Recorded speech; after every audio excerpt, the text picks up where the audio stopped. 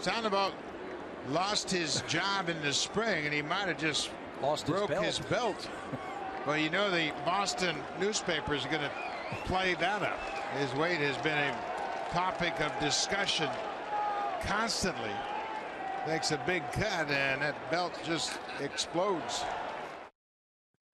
Yeah, Tim, that was Pablo Sandoval last year, showing his worth with that contract he got after coming over from the San Francisco Giants. A lot of people made fun of that. His belt busted. He came back this year in better shape. In spring training, hit the ball well, but recently was just designated for assignment by the Red Sox because he was hitting under 200, barely above 100. And that has us thinking here at the bar, that's one of the worst contracts I've seen in any sports. What other names, what other contracts stick out to you as just terrible, terrible bargains? How about Charlie Weiss? Charlie Weiss had one good season at Notre Dame, and they just paid him. They're still paying him. I think Kansas is too. I mean, that's insane. That's a great one. And it was such a short-lived stint that everyone just jumped on board. But if you're not going to go just player, how about Bobby Bonilla? How about Bobby Bonilla gets $1 million still to this day for the New York Mets? His agent deserves half of that. I think he's going to get paid $1 million every July 1st until like 2032 or something like that. That's Christmas. That's Christmas in July, baby. Christmas. No, that's terrible on the Mets' part. Great for Bobby Bonilla. Remember when Mike Hampton went to the Colorado Rockies and they gave him $100+ million to pitch in Colorado? That was a terrible idea. In NBA right now, Joakim Noah, after breaking down with the Chicago Bulls, the New York Knicks gave him 4 years and $72 million. What the hell were they thinking? That's an excellent example. I mean, Kobe Bryant at the end of his career, he got almost $50 million for his last 2 years. Josh Hamilton's a guy that jumps out to me. That's a great one. Because the Angels went all in. Josh Hamilton, Albert Pujols. This was going to be this crazy lineup. They gave him over $100 million.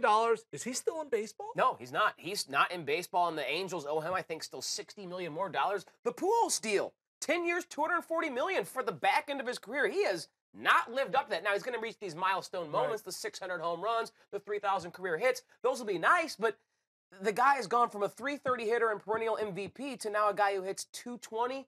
May give you 20, 30 jacks, but you're paying him $25, $30 million a year for that.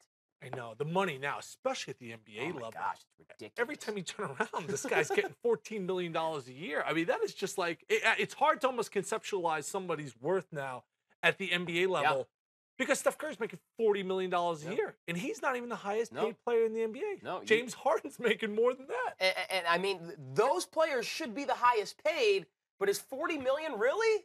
Is that really what we should be paying athletes? Now it's better to go to the athletes than it is the owners who are already billionaires and make, you know, the public pay for their publicly funded stadiums and arenas and all that nonsense. Before we die, which at your rate may be actually faster than mine, will there be a guy who signs $100 million a year? I can't see that. I can't see that. At this rate? I can't see that. I think we get to 50 maybe in baseball. Maybe a Mike Trout goes a 5-year, 250 for his next contract after or a Bryce Harper goes a 5-year, 250. I could see that, but $100 million a year. Here's the hashtag the rally. I think we get there. I think in our lifetime, if you're old, obviously, less chance of that happening. But if you're young, like we think we are, I think we get there $100 million You think so? a year. Yes. Oh, man, that'd be something. Who would that athlete be? We don't.